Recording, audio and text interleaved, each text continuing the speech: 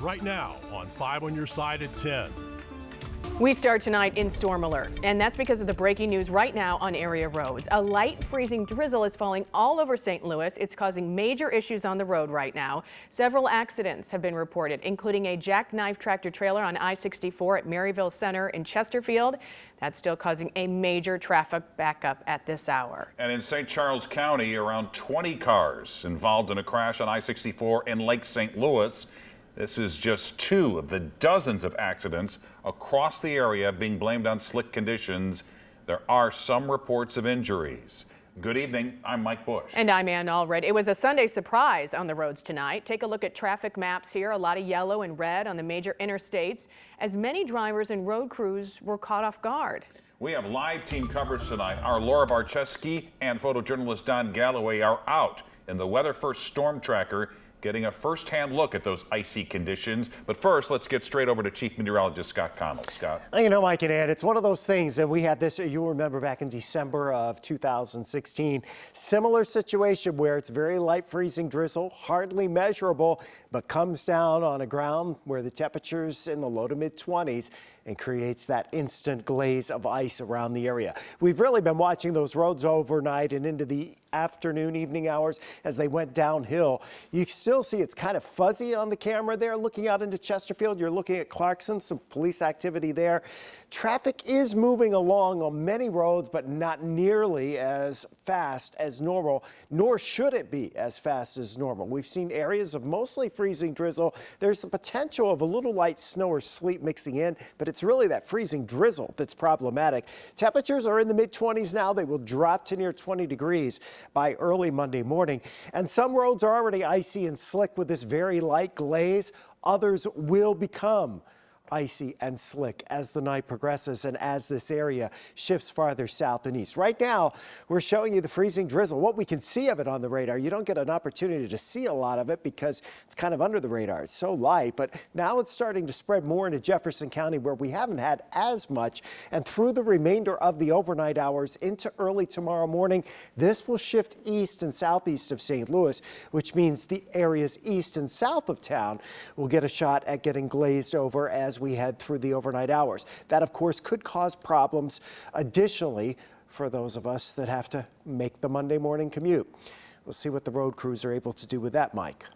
And Scott, right now, MoDOT is working to get treatment down to hopefully improve these conditions. 5 on Your Side's Laura Barczewski is live from the Weather First Storm Tracker. And you're on Highway 44, Laura. Where are you exactly and how does it look?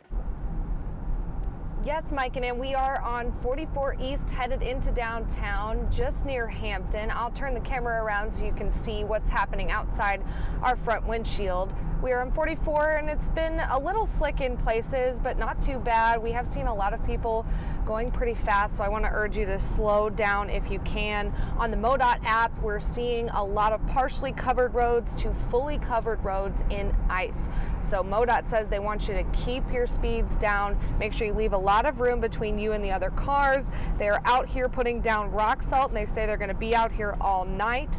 The conditions and the temperature are allowing that salt to work, so make sure you stay put for a little while so they can put that salt down, get some of that to start to melt. So be careful, drive slow everywhere, especially on those bridges and overpasses and getting off the highway. We did experience some slick conditions as we left the highway and got onto the exit ramp.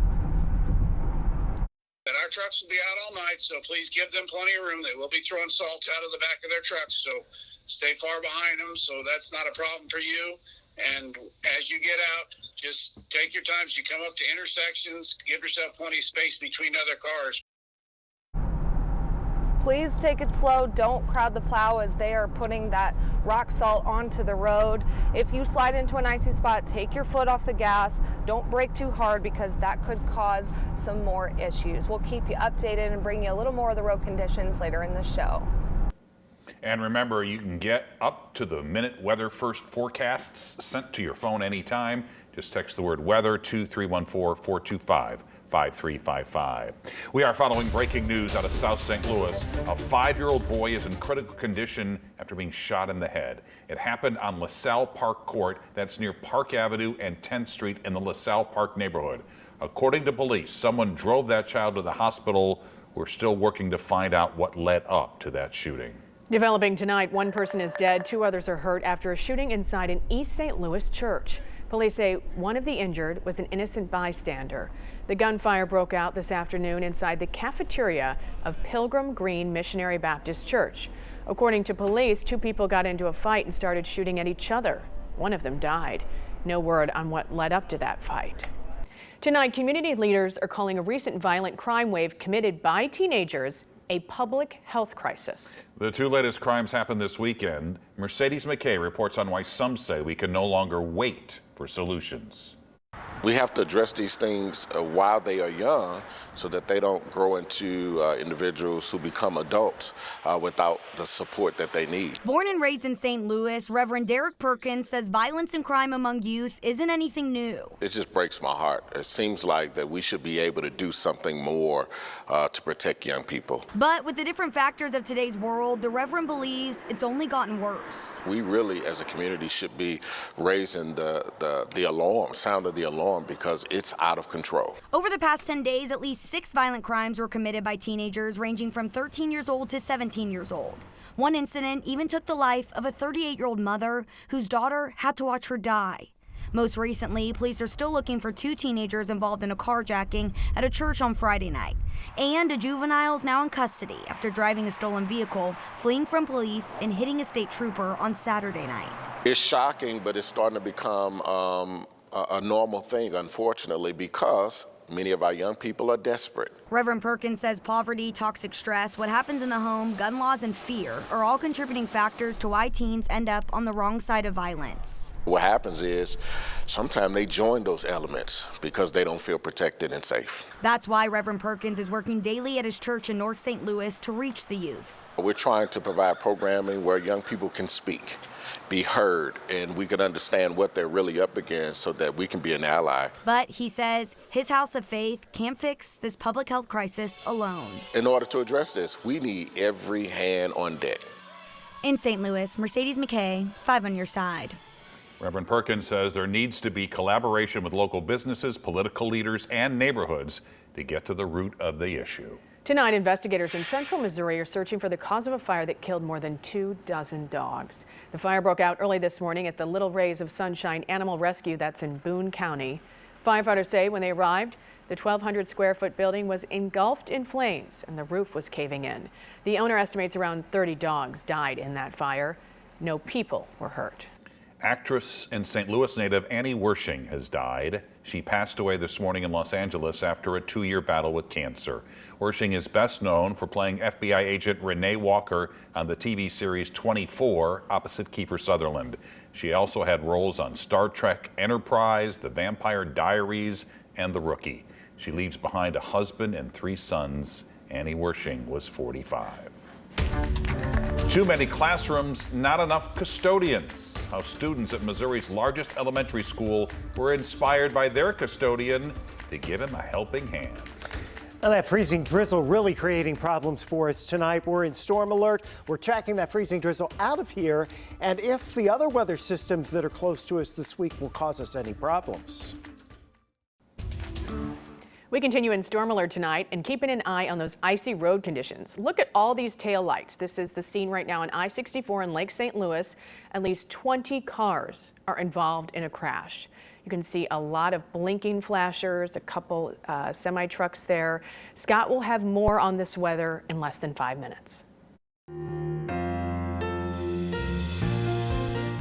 The custodian is often the quiet hero of a school, especially since the pandemic. No one knows that better than the teachers and students at an elementary school in St. Peters. As you'll learn in tonight's Making a Difference report, even the little things he does have a big influence on the kids. At Fairmount Elementary in St. Peters, Missouri, it's not so easy being clean. The school is really big.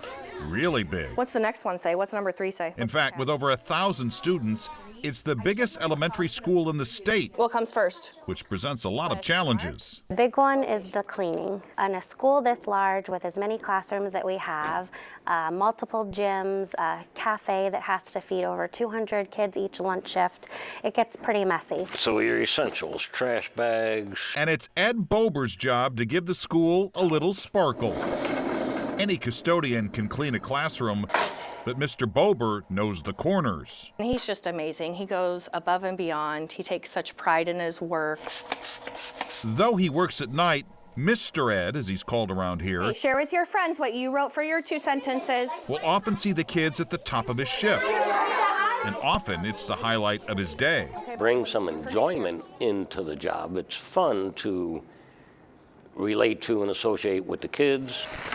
And he doesn't just pick up the trash, he likes to build up the students. Like leaving special notes for the class that had cleaned area, or writing a note on the whiteboard, good luck on your test tomorrow. Okay, the next one. Of course, when kids returned to the classroom after the pandemic, sanitation meant safety.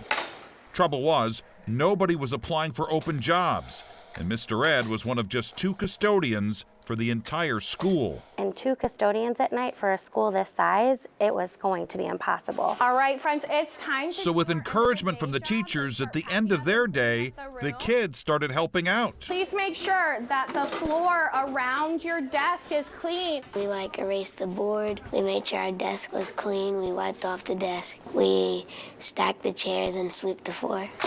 And there was no way Mr. Ed was going to sweep that under the rug. So to thank the kids, he started awarding something he calls the Golden Trash Can. He leaves it out every night in the cleanest classroom. He just wanted to get the kids involved and make it fun for them. And you could hear the children talking in the hall, and they're so proud that they got the golden trash can that night before. And the other class walking by us, we're going to get it tonight. We got everything picked up. Please set that chair for me. It turned out to be a lesson that didn't come from a textbook. When you help others, you help yourself. If all the classrooms in the school was dirty, then everyone in the school would get dirty, and it would be really stinky. Now that he's got a full staff, Mr. Ed is making a clean getaway. He's hanging up his mop for good in a few weeks, even though almost everyone at Fairmount has begged him to stay. It touches my heart. It sure does. Head custodian Ed Bober. One man showing us all, it's always time to shine. We definitely will miss him. Mr. Ed hasn't set a date for retirement, but it'll probably be at the end of February. And here's a reminder, if you know an inspiring person or someone making a difference for others, let me know by email at mbush@ksdk.com. A Wentzville neighborhood is glowing green tonight. The color is a symbol for organ donation, and neighbors changed their porch lights to show support for a little boy named Jackson Dreiling. The 10-year-old is in the hospital recovering from a kidney transplant right now. Hi, Jackson. I think you're watching. But soon he'll come home to see his street has gone green. Some people have signs that say Jackson Strong. Some have banners out. It's pretty cool. I'm really looking forward for Jackson to see that. Jackson's mother, a former teacher in Wentzville, is the kidney donor. The school board right here donned green in support, and so did Dad's co-workers at West County EMS and Fire. After donating, Mom says she's surprised how great she feels, only spent 24 hours in the hospital, and now she can't wait for her son to come home too. We are in storm alert tonight because of the dangerous icy conditions and all of these accidents happening on the road. Yeah, there have been dozens of accidents reported on the highways tonight. Let's go back out live to Laura Barcheski in our First Alert Storm Tracker with a look at conditions on the road right now. Hi, Laura. Hi, Mike and Ann. We are on 70 West now, just passing Kings Highway, or just about to pass Kings Highway, and we've seen some of the road conditions change. A lot of them say mostly clear on the MoDOT app, but as you get out towards Wentzville, the fully covered conditions continue. Let's take you out the front here. We're seeing pretty, calm conditions, light traffic, obviously headed 70 West. Coming up on Union, not too bad out there, but MoDOT really wants you to slow down, keep a lot of distance between you and the car in front of you, and stay away from their plows. Do not crowd them as they continue to salt overnight. They got up a little early. They got out a little earlier just tonight, and they're going to be salting all the way through the morning rush. So make sure that you're giving them enough room, go slow, and if you do find yourself in one of those icy spots, take your foot off the gas, try to slow down. Reporting live from the Storm Tracker, Laura Barcheski, 5 on your side. All right, Laura, thanks. Chief Meteorologist Scott Connell joins us now with our weather first forecast. Scott, it was almost 60 degrees yesterday, Yep. So what a change. It was a big change, and with those temperatures dropping today, you know, the ground temperatures were still reasonably warm, so your bridges and overpasses were the first thing to get that glaze because they were able to get cold enough as the drizzle started pushing in late this afternoon into this evening. Right now, what you're seeing on the radar is mostly freezing drizzle, but there's not a whole lot. You're saying, well, what's the big deal? There's not much on the radar. No, there's not. Drizzle doesn't show up very well on the radar.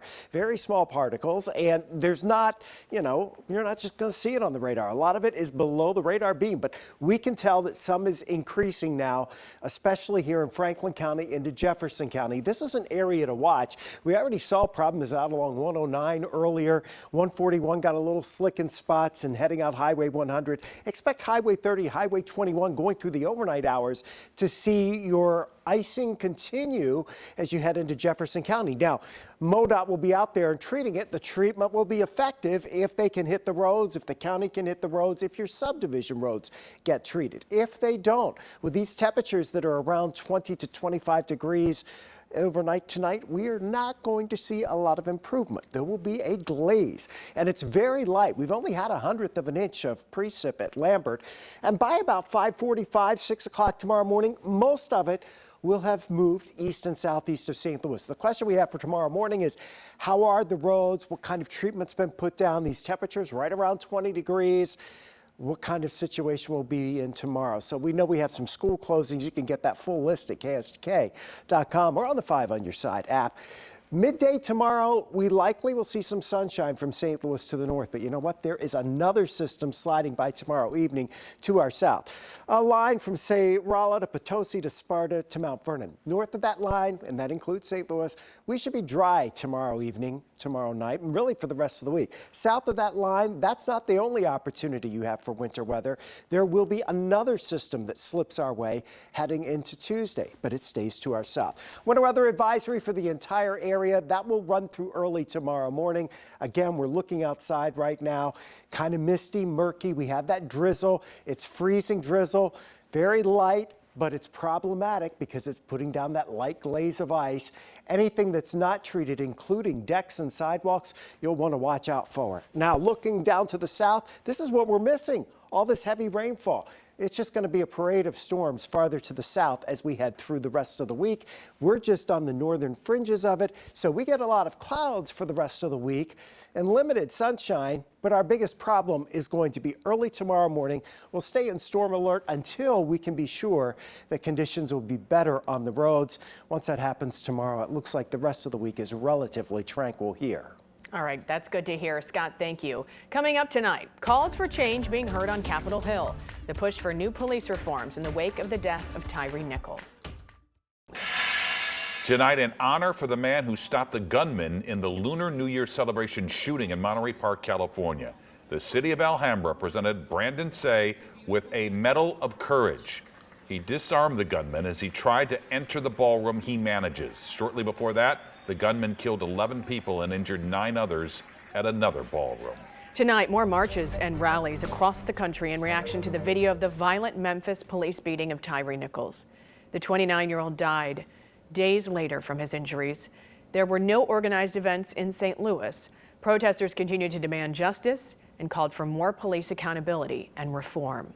The 5 former Memphis police officers charged with second-degree murder for Nichols' death are set to be arraigned together on February 17th. Tonight, all 5 are out of jail on bond. The family of Tyre Nichols have praised authorities for their swift action in bringing charges against the officers. Tonight, there are growing calls for police reform on Capitol Hill. The Congressional Black Caucus released a statement today calling for a meeting with President Joe Biden. Members of the caucus are also asking that their colleagues in the House and Senate jumpstart the conversation to address police violence. Senator Dick Durbin of Illinois, the chairman of the Senate Judiciary Committee, is calling for Congress to revive national police reform legislation discussed in the wake of George Floyd's death in 2020. I think of the police reform package that Senator Booker was working on with Senator Scott. It had many elements in it that are important, banning chokeholds, dealing with no warrant searches, dealing with accreditation of police departments. It's necessary that we do all these things, but not sufficient. We need Senator, a national conversation. Tonight, we learned the parents of Tyre Nichols will attend President Biden's State of the Union address next month. And for continuing coverage of this story, just visit our website, KSDK.com. And a warning, some of those video clips contain graphic content. Let's take a live look at westbound Interstate 64. This is near Maryville Center in Chesterfield. A crane, a truck is on the scene where a tractor trailer has jackknifed and pretty much crossed the highway. This is one of dozens of accidents caused by icy conditions on the roads right now. Scott will have one final check of the overnight forecast and talk about the morning commute when we come back. And 5 on your side, and the Weather First team continues in a storm alert this evening. Part of the problem is that we're getting this drizzle, which is freezing drizzle, because temperatures are down into the low and mid-20s. So these cold temperatures have moved in. We're going to drop a few more degrees. None of this is all that heavy, but overnight tonight, we're going to see those temperatures dropping back into the upper teens to around 20, with the light freezing drizzle continuing, and that will probably stretch into early tomorrow morning. There may be a little bit of snow or sleet mixed in. That's not the problem. The problem is the freezing drizzle and the glaze it's putting out on those roads. And here you go with your next 10 days. Outside of tomorrow morning, it's mainly dry around St. Louis as we head through the upcoming week. Scott, thanks. And there you have it, 5 on your side at 10. Please start your day with Today in St. Louis from 4 a.m. to 7 a.m. They will have the latest on the road conditions as well as the weather. And now here's Frank Cusimano with Sports Plus.